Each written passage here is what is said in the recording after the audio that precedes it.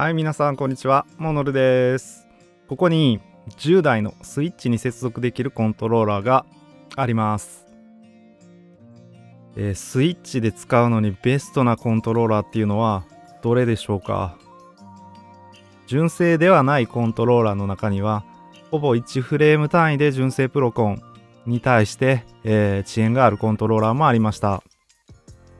スマブラ、アームズ、スプラトゥーンといった競技性の高いゲームで常に1フレームぐらいのねハンデを背負うっていうのはかなり厳しいです。その一方で純正プロコンに遅延で勝るコントローラーもこの中にありました。今回は無線接続した純正プロコンとサードパーティー製プロコンのボタンを同時押ししてみて、何フレーム純正プロコンに対して遅れたかによって遅延を計測してみました。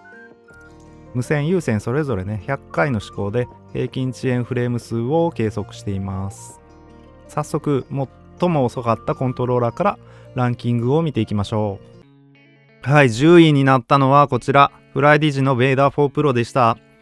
かなりの人気コントローラーなんですが、残念ながらすごくねスイッチで使うには遅いコントローラーです。はい、今回のね遅延計測結果はすべてモノルの方でねウェブサイトの方で、まとめていますので、モノルの方はね概要欄の方に、リンク掲載しておくのでねそちらで、パッと見ることもできます。ベイダー4プロに関してはですねスイッチの有線遅延が 0.85 フレーム、無線遅延が 1.4 フレームでした。有線の方がね早いっていうことでね、基本的には全てのコントローラーで有線の方が早いですが、一部のコントローラーで無線の方が早いっていうね現象も確認できました。こちらがね、実際に計測した、スイッチプロコンとの遅延のねフレーム差なんですが、横軸が、フレーム差ですね。スイッチプロコンが0フレームとした時に、何フレーム遅れたかっていうのをね表してます。で、頻度分布になっていてですね、合計100回の試行の中で何回それぞれのフレーム差が起きたかっていうのを表すグラフになってます。無線の方は1フレーム以上必ず遅れます。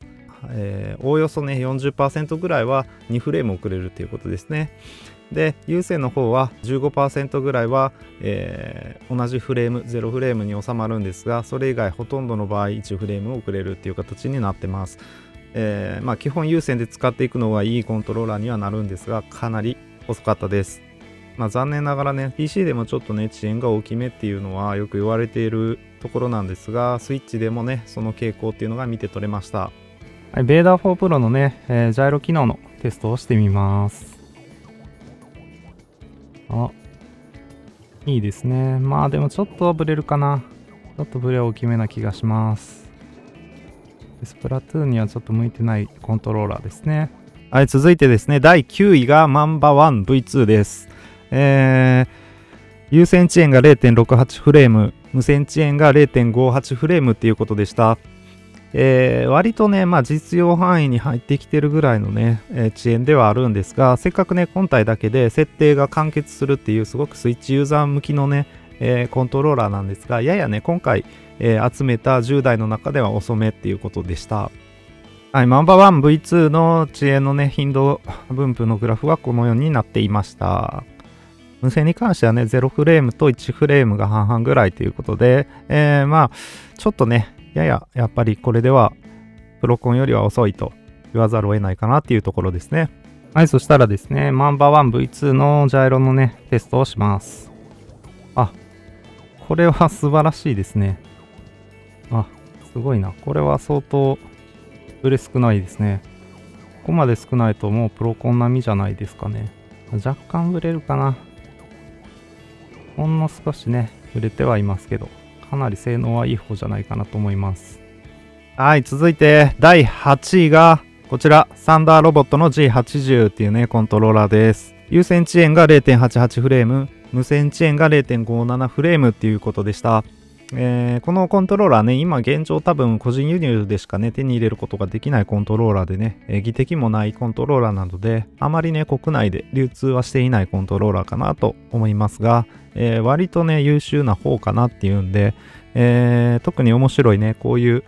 ね、スティックのモジュールを交換できるっていうね、そういう面白い機構がついたコントローラーになってます。はい、それでこちらが、グラフですね。こちらもね、かなり、ナンバーワンとよく似た傾向のグラフかなと思います。無線の方がやや早いかなっていうぐらいですね。ただまあちょっとね、1フレームっていうところの比率が大きいので、かなりね、遅めにはなってしまっているかなと思います。はい、そしたらサンダーロボット G80 のジャイロ機能のテストを行います。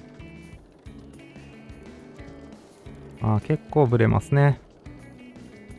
結構上下ブレ大きいかなっていう気がします。はい、続いて第7位がなんとビッグビッグオのブリッツ 2TMR でした。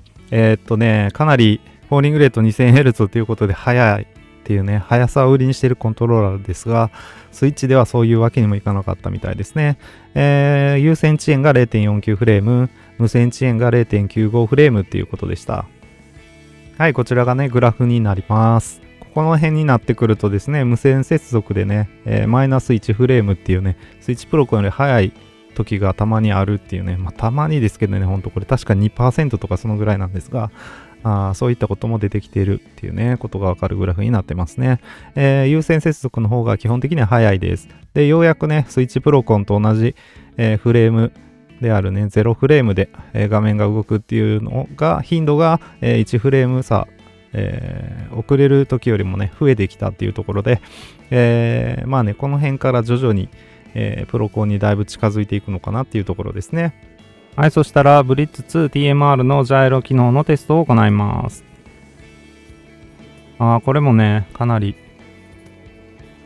これは結構きついですね。相当ブレるので、ジャイロ機能は使い物にならないかなっていう感じがします。続いて第6位がビッグビッグ1のブリッツ2でした。ブリッツ 2TMR よりもね、若干速いっていうのは PC 接続でもね、よく言われていることなんですが、スイッチにおいてもね、同じような傾向が見られました。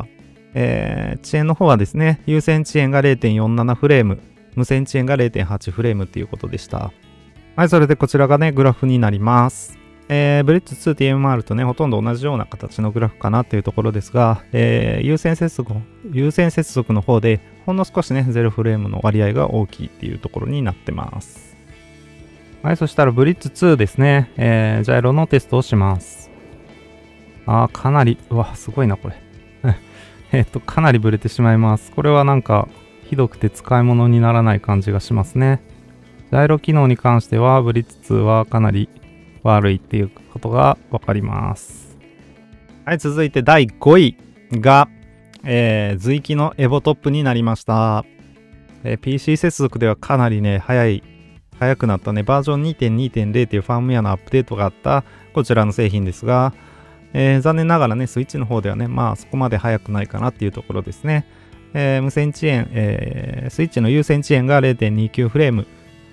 無線遅延が 0.68 フレームっていうことでした。はい、それでこちらがグラフになります。ちょっとね、無線の方はね、幅が広くてですね、マイナス1フレームから2フレームっていうね、ところの幅を行き来してるっていうところでね、ちょっとこの辺、もしかしたらね、また今後ね、スイッチの遅延を改善するファームウェアアップデートなんかもあったらね、改善されるかもしれないですね。有線の方の遅延もね、マイナス1フレームが結構出ていて、で、ほとんど0フレーム、スイッチプロコンと同じフレームでね、画面を動かすことができるっていうところでね、だいたい 60% ぐらいは、プロコン並みっていうところですね。ただやや、ここがね、プラス1フレームっていうのがちょっと多かったかなっていう印象ですね。はい、そしたら、随機エボトップのジャイロ機能のテストをしてみたいと思います。結構いいですね。これ、ビタ止めかな。これは相当いいジャイロ機能かなって思います。プロコンと遜色ないぐらいかもしれないですね。ちょっとね、上下ブレはあるかな。なんで、プロコンにちょっとだけ劣るかもしれないですけど、相当性能いいですね、これは。早くするとさすがにちょっとブレますけど。でもブレは相当小さいですね。はい、続いて4位がこちらです。かなり意外なコントローラーだったんですが、ビッグビッグ1のレインボー 2SE が4位となりました。ブリッツ2よりも早かったっていうのはね、かなり正直意外でしたね。はい。で、有線遅延の方は 0.24 フレーム、無線遅延は 0.68 フレームっていうことでした。発売自体がね、全然ブリッツ2よりも古いね、前のコントローラーなんですけど、やっぱりこのコントローラーっていうのは本当に素晴らしいコントローラーだなって改めてね、感じさせられる計測結果でしたね。はい、それでこちらがグラフの方になります。見ての通りすごくね、狭い範囲、0フレームか1フレーム差っていうね、ところに、完全に収まっていてですね、もうすごくね、こういう風なグラフが出るっていうことはかなり最適化が進んだコントローラーなんだろうなっていうのをね、感じるところです。ほぼほぼ、75% ぐらいが、有線ではね、0フレーム、スイッチプロコンと同じフレームに収まっていて、1フレーム差っていうところになってしまうのは 25% ぐらいというところですね。まだまだね、この、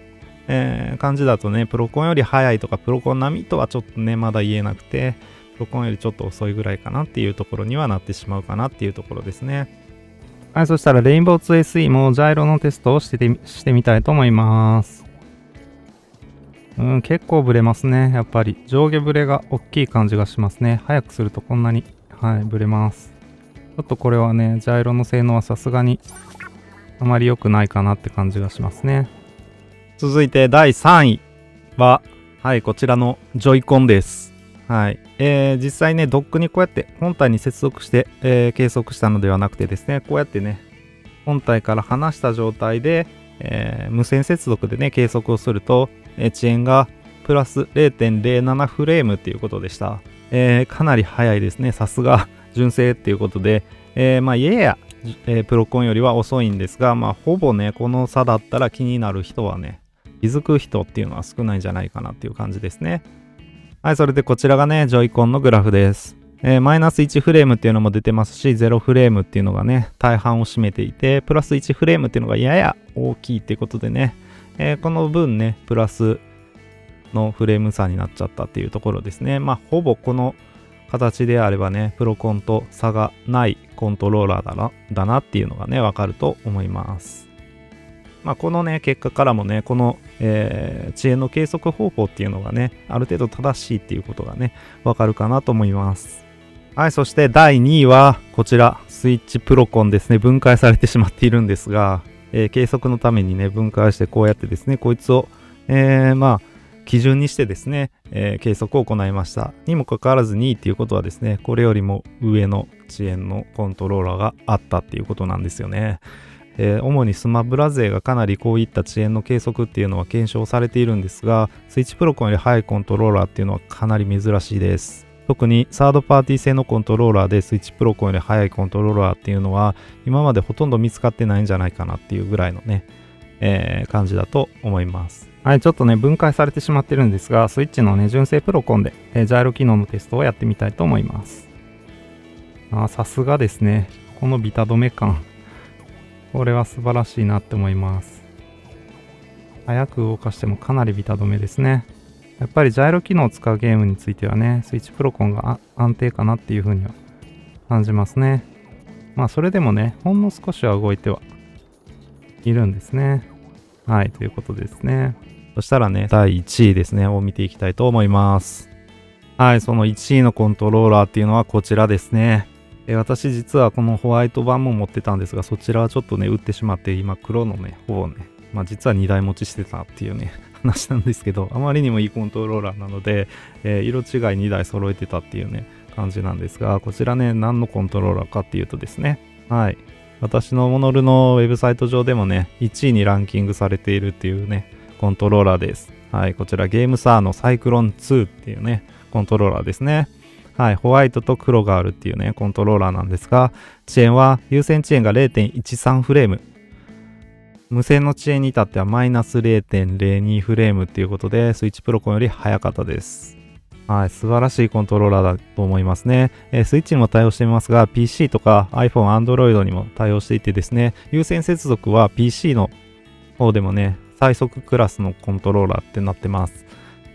とにかくね、遅延の面ではこのコントローラーすごく速いコントローラーっていうことがね、改めてスイッチの方の検証でも証明されたかなと思いますね。ただね、今回、遅延が速かったのは無線接続の方だったんですよね。有線遅延の方は若干無線よりもね、大きいっていうところでね、ただほぼ誤差くらいかなっていうね、わずかな違いしかありませんでした。はい、それでこちらがね、サイクロン2のグラフになります。とても綺麗なね、三角形になっていてですね、ほぼ、左右のね、バランスが等しいかなっていうところで、このね、無線の方に至ってはですね、マイナス1フレームの方が、1フレーム差よりも多いっていうことで、スイッチプロコンよりも速いっていうね、結果になったっていうことですね。このコントローラーであればですね、実際ゲームプレイ上ね、フレームがスイッチプロコンと比べて1フレーム遅れるよみたいなことっていうのはほぼね感じないんじゃないかなと思います。つなぎ方としてはね無線の方が早いっていう結果が出てますが、実際のところね何度も何度も100回以上のね試行回数を繰り返すとどうなるかっていうのはちょっとね、計測できていないのでわからないところですね。なんでね好きな方の接続方法でね有線でも無線でもいいので使ってやればねいいのかなっていうのはねなんとなくグラフからね見て取れるかなと思います。はい、そしたらね、ちょっとサイクロン2の方はね、ジャイロのテストもね、してみたいと思います。スプラトゥーンでね、ちょっとやってみたいと思うんですが、こんな感じですね。かなりビタ止めって言っていいんじゃないかな。すごくね、ジャイロも性能がいい気がします。早くするとさすがにブレるか。でも相当いい方ですね、これは。これならプロコンじゃなくてもね、全然サイクロン2でいいんじゃないかなってぐらいのジャイロの性能をしてると思います。はい、それでね、これが今回の、遅延計測結果のね、まとめのグラフになります。サイクロン2だけがね、スイッチプロコンに勝っていて、ジョイコンが続いていて、その次がね、サイクロン2の有線と。レインボー 2SE、随キーボトップっていう順番で、徐々にね、遅くなっていくっていう感じですね。ベーダー4 Pro の無線が一番遅くて 1.4 フレームですね。っていう結果でした。はい、ランキング見てきましたが、じゃあね、実際どういう検証方法でね、やっているのかっていうね、今回のね、検証方法についてね、詳しく解説しておきたいと思います。まず前提としてですね、今画面に表示しています、スマブラスペシャル検証ウィキっていうところで行われていたですね、コントローラー遅延継承っていうのがね、2019年頃に行われていたようなんですが、これでね、いろいろなことが、事前に分かっているんですね。ですね、まず一つ目がですね、純正プロコンっていうのは有線よりも無線の方が早いですよっていうことですね。有線接続は 6.7 フレーム、無線接続は 5.9 フレームっていうことでね、無線接続した方がプロコンは早くてですね、GC コンってね、ゲームキューブのコントローラーが一番ね、5.786 フレームってことで、早いんですが、今現状ね、入手しやすいコントローラーの中ではですね、スイッチプロコンの無線っていうのが、一番早いね、コントローラーっていうことですね。なんで、今回はね、スイッチプロコンの無線っていうのを、基準のね、コントローラーとして選定しました。はい。で、今回の、検証方法の参考にした、動画っていうのは、こちらのね、RMP さんっていう方ですかね、の、スイッチプロコンのね、遅延テストっていうことでね、無線と、有線でどっちの方が早いかみたいなね、検証されてたり、ドックをね、使った場合と使わない場合で、直接ね、スイッチに接続した場合とでどっちが早いかっていうね、検証されているんですが、この動画をそのまま真似しました。ただ一部ね、ちょっと私の方で改善も加えています。こちらのね、動画でね、行われているテストっていうのをそのままほぼね、使っているってことですね。でこれね、実は7年前の動画なんですが、素晴らしい検証方法だなと思ったのでですね、こちらを採用いたしました。で、こちらのね、動画でもね、スイッチのね、純正プロコンっていうのは、有線より無線の方が早いよっていうことが分かっています。ついでに言うとですね、ドック経由の有線接続と直接本体に有線接続した場合で差がないっていうね、こともこちらの検証で分かっています。というわけでですね、基本的な手順っていうのはですね、そちらの動画を見ていただければわかるんですが、検証のね、セットアップに関してはですね、このようにですね、スイッチを、ドックにこのように設置してですね、で、HDMI ケーブルをここから出します。それでこの AVer Media のね、ライブゲーマーミニっていうね、HDMI キャプチャーボードにね、HDMI でここにね、接続してですね、USB 接続で PC に映像を取り出します。で、PC でね、録画しながらですね、検証を行います。有線接続はこのようにですね、ドックの USB ポートに接続して行ってました。はい、それでですね、このようにですね、Arduino からですね、電子回路をね、このように接続してやってですね、スイッチプロコンの方はね、この X ボタンですかね、Y ボタンか X ボタンかちょっとどっちかいつもわけわかんなくなるんですが、ここに、接続して、で、このね、アルディノ上でね、定期的に、5秒間隔でですね、ボタンを押すっていう信号を送ります。もう一方のこの線はね、もう一方の検証のね、同時に検証する対象のコントローラーの X ボタンに接続を行います。このようにしてですね、同時に、ほぼね、1ミリセカンド以内の差で、ボタンを押すっていうことができるようになります。はい、それでこちらの ARMS っていうね、ソフトをね、使ってですね、バトルモードに入って、で、時間を無制限に設定してですね、1P と 2P でね、2P 対戦モードで、ゲームを始めます。で、ボタンをね、ほぼ同時に押して、で、ボタンを押す間隔っていうのは5秒おきにしています。なぜ5秒おきかっていうとですね、500秒おきに無線遅延に波があるっていうことがね、検証ウィキで分かってるんですね。はい、こちらに書いてある通りですね、無線コンにはね、応答速度の周期性があるよっていうことで、500秒ぐらいですね、0.3 フレーム、振れ幅がありますということです。なのでですね、こちら、500秒を一つの単位としてですね、100回計測するために、ボタンを押す間隔っていうのはね、同時押しを1回やったら5秒空けてもう1回っていうのをね、連続して100回やるっていうね、形にしました。そのね、位相がずれてる可能性も多分あるんですよね。スイッチプロコンと検証対象のコントローラーで、この波っていうのがずれている場合、500秒でね、計測してやれば、必ずね、平均を取れば、毎回同じようなデータが取れるはずだっていうことでね、500秒っていうところを、1回のね、継承っていうことにしました。で、こちらね、500秒間ひたすらね、ボタンを同時押しさせてですね、それをね、この PC でキャプチャーします。で、録画しておいたデータを後で見返してですね、同時押しされたそのジャンプのタイミングっていうのを見て、で、同時押し時に何フレームね、スイッチプロコンと比べて違いがあったかっていうのを Excel 上に集計しました。それで平均遅延フレームっていうのをね、算出しています。はい、これがね、今回の検証方法のすべてっていうことになります。ぜひね、今後ね、スイッチの方でフレーム検証したいっていう方はね、今回の検証方法はそれなりに、信頼性高いかなって私も感じたので、ぜひね、同じようなことをね、真似してやっていただけたらいいかなっていうふうに思います。私も今後ね、コントローラーのレビュー動画ではね、スイッチに対応しているコントローラーの場合は必ずこの検証をね、入れておきたいかなと思います。はい、本動画ではですね、最新コントローラーを用いたスイッチでの遅延測定っていうのを行いました。結果ね、このゲームサーサイクロン2の無線接続はね、スイッチの純正プロコンに勝っているっていうね、ことが分かりました。迷ったらとりあえずね、このサイクロン2を、ね、選んどけばいいんじゃないかっていうね、ことですね。最初にお話ししたですね、1フレームっていう遅延は大きい差ではありますが、実際どの程度の差なのかっていうね、これね、スイッチプロコンを基準にしたフレーム差で今まで測ってきましたが、実際の遅延、ボタンを押してから画面が動き出すまでの遅延っていうのはね、実はね、検証ウィキの方でね、出ていてですね、それが 5.903 フレームっていうことでした。これはおおよそね、100ミリセカンドっていうね、値なんですよね。PC 勢にしてみればね、5ミリセカンド前後でね、